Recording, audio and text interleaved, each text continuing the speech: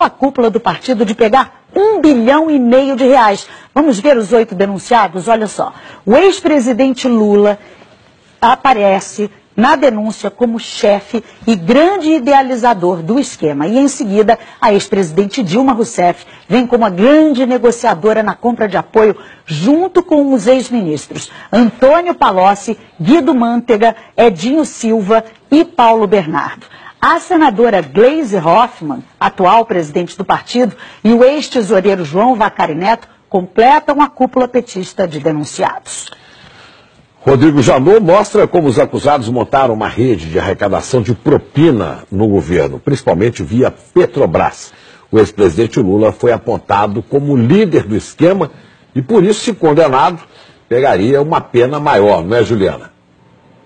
Chico, a Ana Luísa mostrou aí todos os nomes dessa nova denúncia, né? E para o Procurador-Geral da República, Lula foi o grande idealizador dessa organização criminosa. O Ministério Público somou pagamentos de vantagens indevidas a Lula de R$230 milhões por suposto favorecimento às empreiteiras Odebrecht e OAS. A denúncia analisou o esquema desde 2002.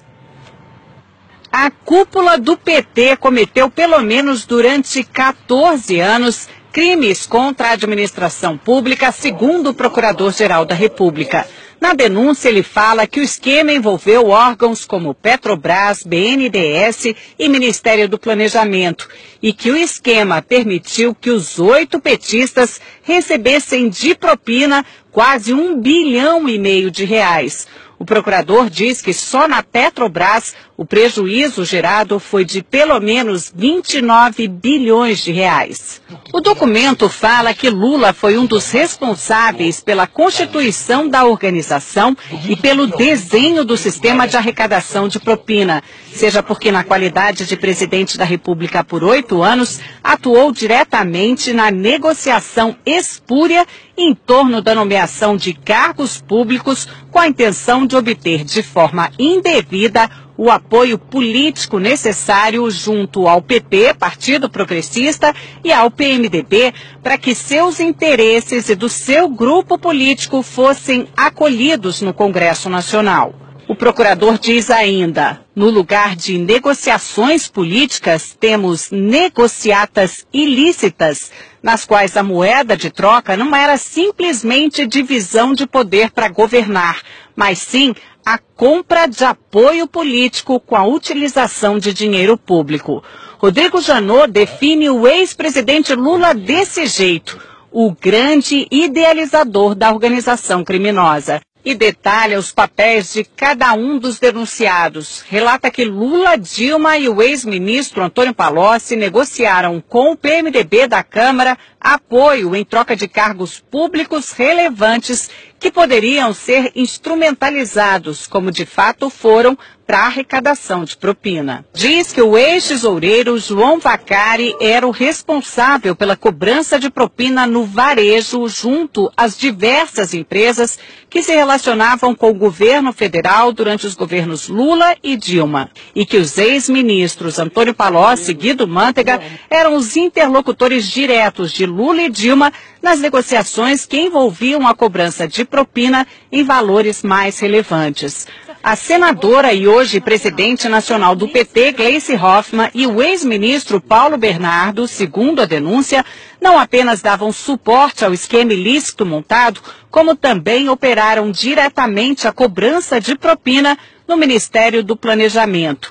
Diz ainda que Gleisi foi uma das mais beneficiadas nos esquemas ilícitos mantidos pela organização criminosa na Petrobras, no Ministério do Planejamento, junto ao Odebrecht e a JF.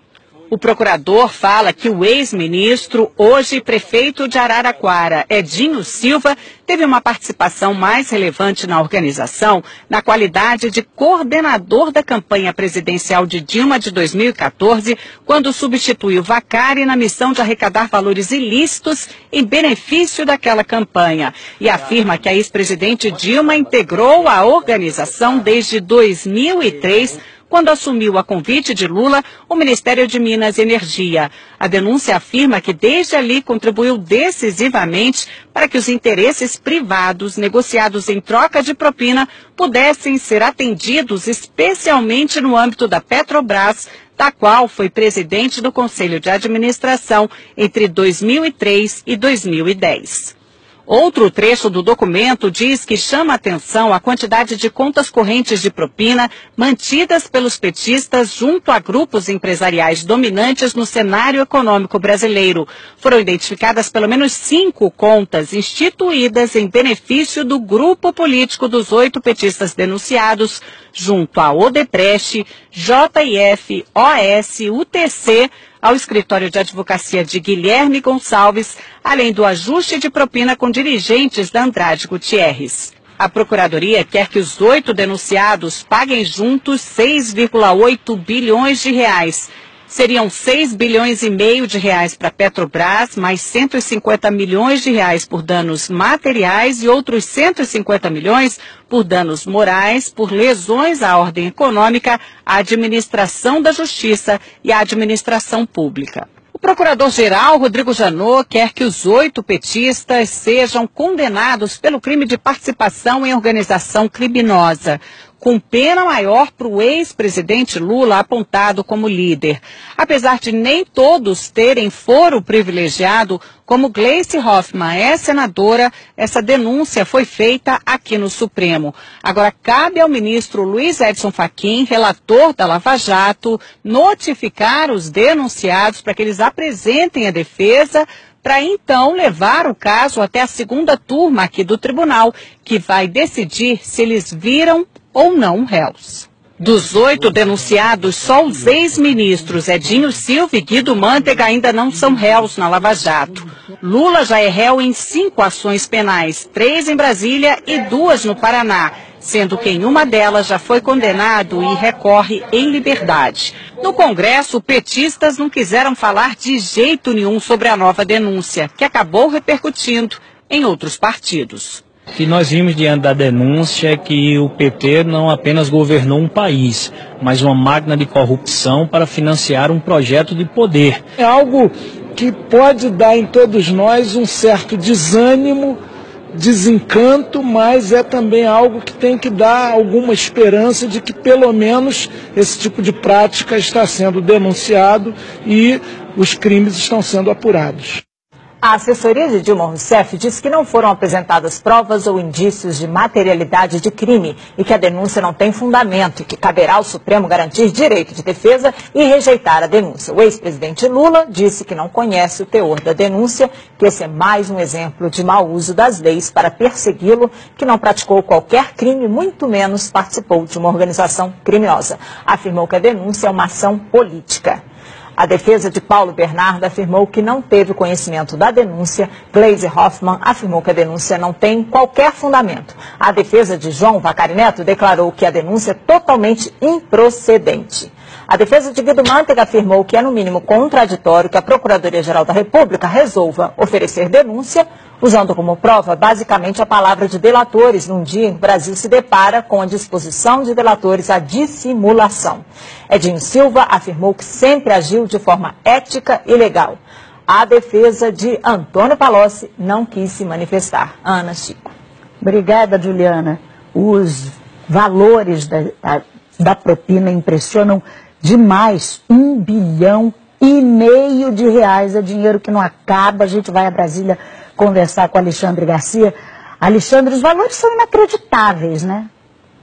Pois é, as pessoas comuns não fazem ideia do que seja 1,5 bilhão, né? 1,5 bilhão atribuídos pela Procuradoria-Geral da República a 8 pessoas. Mas é mais ou menos como multiplicar aquele apartamento banco do Gedel por 30 vezes o que foi contado ontem na Bahia. E Janot, que confessou ter agido por medo e não por coragem, né, ao reagir às novas revelações envolvendo o procurador Marcelo Miller e a JBS, e que parecia atingido por uma flechada de Joesley, mostrou que ainda tem flechas e alvejou ontem, como a gente viu aí, uma parte do esquema petista, né, desde ex-presidente da República até a presidente do partido. Reagiu E não se sabe se já usou todas as flechas ou ainda haverá mais bambu nesses 10 dias depois de homologada a colaboração premiada do doleiro do PMDB, Lúcio Funaro. Olha, aquele apartamento emprestado na Bahia cheio de dinheiro é um retrato da corrupção brasileira.